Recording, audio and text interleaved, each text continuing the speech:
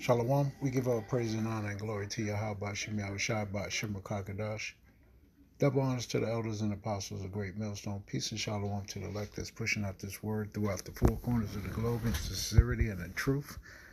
For the edification of the house of Dawadah, this is why we do it. In the house of David, this is why we do these lessons. Shalom to you. Hope you're in good spirits. It's your brother Shamal Moth. Let's get straight to the scriptures. As you can see on the screen, this is 2nd Ezra, the 8th chapter. We'll start at the top and I'm going to jump down. I want to make a point. This is 2nd Ezra, the 8th chapter, and hopefully, this lesson will be edifying to you. This is 2nd Ezra, the 8th chapter, the first verse. It says, "And he answered me, saying, The Most High has made this world for many, but the world to come for few. I will tell thee a similitude, Ezra, as when thou askest the earth, it shall say unto thee, that it giveth much mold, which is dirt, wherefore earthen vessels are made. But little dust that gold cometh of, even so is the course of this present world. Whole lot of dirt, very little gold, very scarce." And he's just showing Ezra's how precious the less of things are. The things that are more precious are the things that are scarce, the things that are not abundant. You got a whole lot of people, but few of them is choice gold that the Lord is dealing with. And this is what the whole 8th chapter is talking about, how man is precious, but there are few of them out of all the people in the earth. It says here that there be many created, but few shall be saved. It's a small number. So answered I and said, Swallow then down, O my soul, understanding, and devour wisdom. For thou hast agreed to give ear, and art willing to prophesy. For thou hast no longer space than only to live.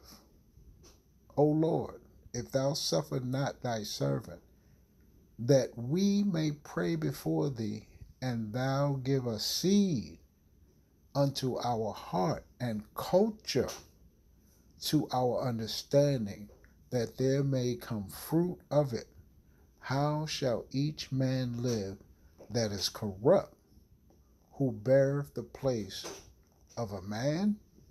For thou art alone, and we all one workmanship of thy hands, like as thou hast said." And I made videos before about being the workmanship of the Lord, perfected and chiseled and molded, and you do all these things according to Yahweh Shem Yahushua to mold yourself and to teach others the molding process, what it takes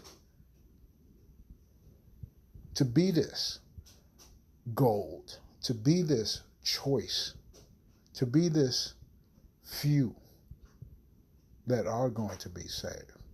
And with that, as the title of this lesson is, it's purpose driven. That's the key, that you have to have a purpose drive. When you look up the word purpose, and I'm going to put it in the description box, purpose is the reason for which something is done or created, or for which something exists, have as one's intention or objective. I'm going to read it again. The reason for which something is done or created, or for which something exists. Driven is operated, moved, or controlled by a specific person or source of power of a person, relentlessly compelled by the need to accomplish a goal, very hardworking and ambitious.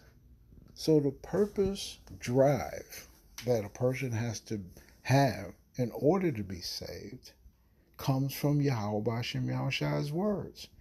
He tells you exactly what are the requirements to be or to be in the running, in the category, in the sight of Yahweh Hashem Yahushua, the things that you do, the standout, the one that speaks up, the one that teaches well, the one that understands the will of the Heavenly Father. These are purpose-driven people. And we hope to drive, right, mechanically through these scriptures and through this walk that we have in the righteousness of Yahweh Shem Yahushua. We're going to jump down to verse 41. Verse 41 says, let's start at 38. Second Ezra 8 and 38. For indeed I will not think on the disposition of them which have sinned before death, before judgment, before destruction, but I will rejoice over the disposition of the righteous, and will remember also their pilgrimage, and the salvation and the reward that they shall have. He's going to know, he's going to award that purpose-driven person. It says, like as I have spoken now, so shall it come to pass. For as the husbandman soweth much seed upon the ground, and planteth many trees, and yet the thing that is sown good in his season cometh not up, neither doeth all that is planted take root.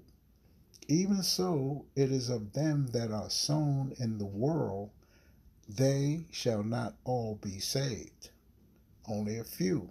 And it's up to Yahweh Shem Yahushua to give that increase, to keep that plant growing, to give it the nourishments that it needs so it could take root and grow into a healthy plant. That's same as man. Man is that seed that's planted in the earth, right? And through the nourishment of Yahweh Shem Yahushua, the Heavenly Father and His Son, with that nourishment comes growth and purpose and drive. All of these things. Teaching. You see? It says here, I answered then and said, if I have found grace, let me speak. Like as the husbandman's seed perisheth, if it come not up, and receive not thy rain in due season, or if there come too much rain and corrupt it, even so perisheth man also, which is formed with thy hands, and is called thy own image, because thou art like unto him, for whose sake thou hast made all things, and liken him unto the husbandman's seed. That's man. Be not wroth with us, but spare thy people, and have mercy upon thy own inheritance, for thou art merciful unto thy creature. Then answered he me, and said, things present are for the present, and things to come for such as be to come. For thou comest far short, that thou shouldest be able to love my creature more than I. But I have oftentimes drawn nigh unto thee, and unto it, but never to the unrighteous. In this also thou art marvelous before the Most High, in that thou hast humbled thyself as it becometh thee, and hast not judged thyself worthy to be much glorified among the righteous. For many great miseries shall be done to them that in the latter time shall dwell in the world, because they have walked in great pride. But understand thou for thyself, and seek out the glory for such as be like thee. This is who we're looking for. We're not looking for the bunch. It's not about the whole bunch. It's about the goodly grapes. It's about the good men. It's about the good women, the good children. Everyone else is going to fall by the wayside because there's great miseries coming to those who don't follow and that they are not purpose driven. You have to be purpose driven. Whatever you do it to the best of your ability. The Lord said, and be humble about it because you don't know what your tree is going to grow like. You don't know the things that you need. The Lord said he makes an intercession in your prayers because he knows exactly what you need. He gives you what you need if you are driven. Let's get this. Job, the book of Job. The book of Job. Let's see. The book of Job, 33rd chapter. And that second Ezra, the 8th chapter, you read the whole thing, it's just talking about the elect. That's, basically that's what it's talking about. Is the purpose-driven elect men, women, and children, right? That's going to make it because they're going to be rewarded for the work that they do, for the things that they think, for the things that they teach and follow. You see, you got to have purpose. And the Lord gives you this purpose. And he gives you the drive. Job 33, I'm going to start at 14. It says here, because I could have read the whole chapter, but, we get straight to the point. The point is purpose driven. Job 33 and 14. I'm going to read down to 18. It says, for Yahweh speaketh once, yet twice, yet man perceiveth it not. In a dream, in the vision of the night, when deep sleep falleth upon men, the slumbers upon the bed, then he, talking about Yahweh, the Heavenly Father, opened the ears of men and seal their instruction. Exactly what you're going to do. Exactly what's next. The drive and the purpose that you are given is given at this time. He seals it up. And you're going to do it. It says here that he may withdraw man from his purpose. Because man thinks he has a purpose. He thinks he have a drive. He thinks he has his own thoughts, where he going and what he going to do. No, it's sealed in men upon the slumberings. And he hides pride from man because it's not your doing. This purpose driven is given to you by the Heavenly Father. This is your lot. This is where you stand. This is what you're in. Things are not happenstance. It just don't happen. It's made. Each of us pawns are made the way we are. And it's a good thing he hides pride from you because pride comes with unrighteousness. Oh, I'm doing this on my own. I got my own. Job. I got my own career. I got my own college degree.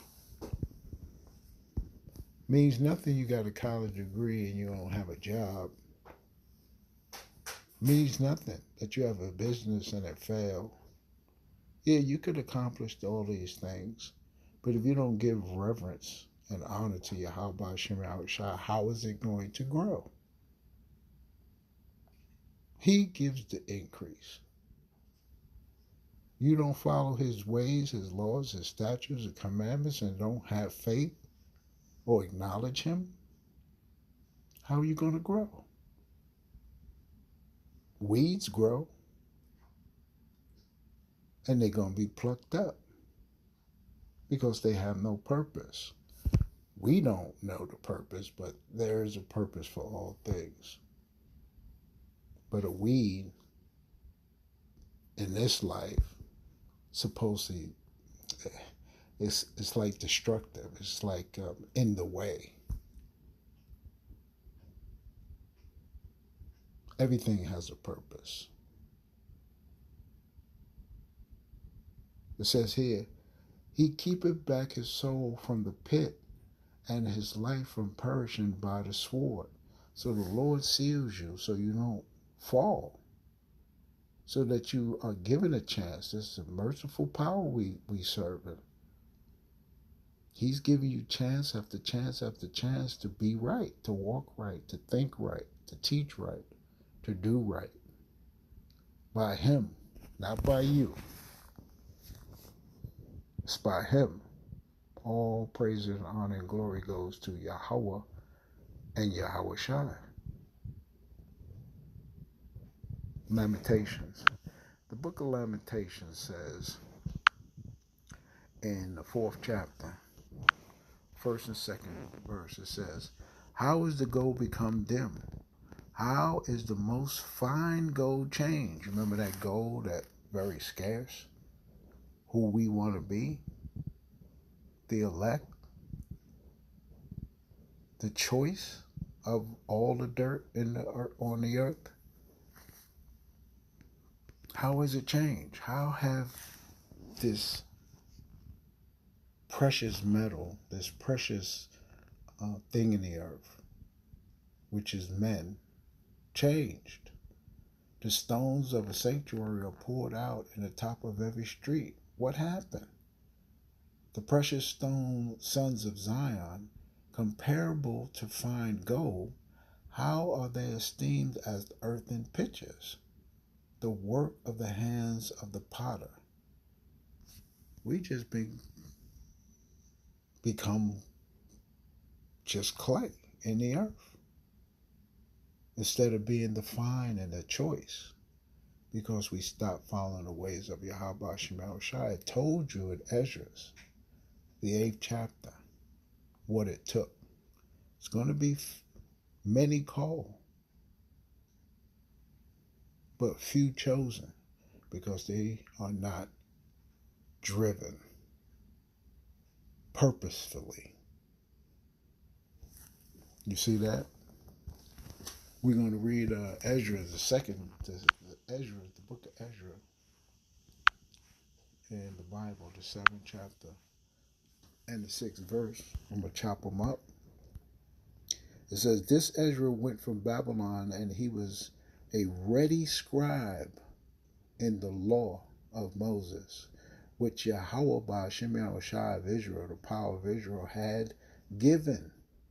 And the king granted him all his requests, according to the hand of Yahweh by Shemel Shai, his power upon him.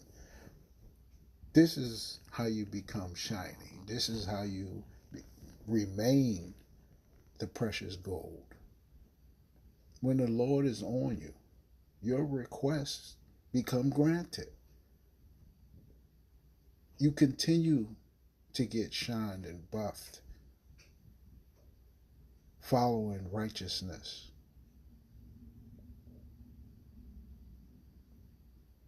Seven and 10. Chapter 7, verse 10. For Ezra had prepared his heart to seek the Lord. Salakia. For Ezra had prepared his heart to seek the law of Yahweh and to do it. Purpose driven. And to teach Israel statutes and judgments. This is how he remained shining, and revelations being shown to him. This is how you do it. You have to seek Yahweh by Shemel Shai and do his commandments. And now that he sent his son, oh boy,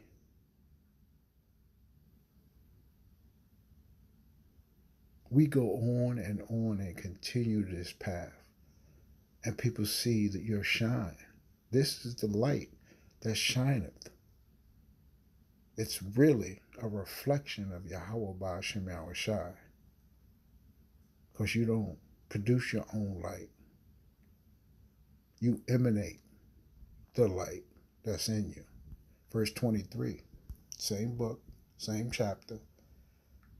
Verse 23 says, whosoever is commanded by the God of heaven, let it be diligently done for the house of Yahweh of heaven. Diligently. For why should there be wrath against the realm of the king and his sons? Why should you become dross and dim? Why should your light not shine? That is a reflection of God. That is a reflection of the Heavenly Father and His Son, what He's done in your life. These things is needed throughout the world. Because the world is full of darkness. Matthew. The book of Matthew. The 13th verse. 13th chapter. And the 52nd verse says, then said he unto them, therefore every scribe which is instructed unto the kingdom of heaven is like unto a man that is a householder, which bringeth forth out of his treasures things new and old. He forwards and teaches the prophecies, the things out of the New Testament, some things out of the Old Testament, bringing it all together, the understanding of the scriptures and the will of the Heavenly Father. And in all of that, all of this walk, all of this purpose driven, right? Because things break down. Things slow down. Production slow down sometimes. But you still have to be strong. You have to work through it. Like the gears on a locomotive train. The gears in your car. When it's well oiled, when it's been maintained, it could go on and on and on. This is the everlasting life that we're searching for. This is the purpose. This is why we do what we do. 2 Timothy. Nobody won't be left behind. Nobody won't be lazy. Be strong. 2 Timothy, the 2nd chapter, 1 through 6. Therefore, my son, be strong in the grace that is in Hamashiach Yahushai, and the things that thou hast heard of me among many witnesses, Jeremiah, Isaiah, Ezekiel. The same commit thou to faithful men. That's that few that we're looking for, who shall be able to teach others also. Thou therefore endure hardness as a good soldier of Hamashiach Yahushai. No man that warreth entangleth himself with the affairs of this life, that he may please him who have chosen him to be a soldier. This is your calling. This is your purpose. And if a man also strive for masteries, yet is he not crowned, except he strive lawfully. Except he strive lawfully. The husbandman that laboreth must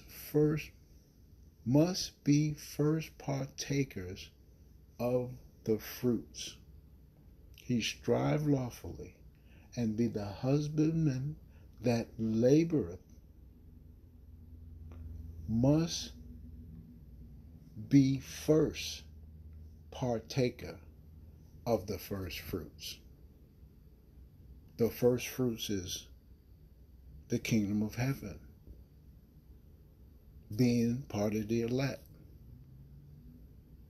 This is what you're committed to do. This is our purpose. 1 Timothy. Book of 1 Timothy. The 4th chapter, 6 through 8. It says here, a good minister's discipline. If thou put the brethren in remembrance of these things, thou shalt be a good minister of Hamashiach Yahushai, nourished up in the words of faith and of good doctrine, whereunto thou hast attained. But refuse profane and old wives' fables, and exercise thyself rather unto godliness. For bodily exercise profiteth little, but godliness is profitable unto all things, having promise of the life that now is and of that which is to come. Exercise godliness. Work out. Run. Lift. Do all the things that a chosen, driven force must have. That promise of life will come. We give all praise and honor and glory. Shalom.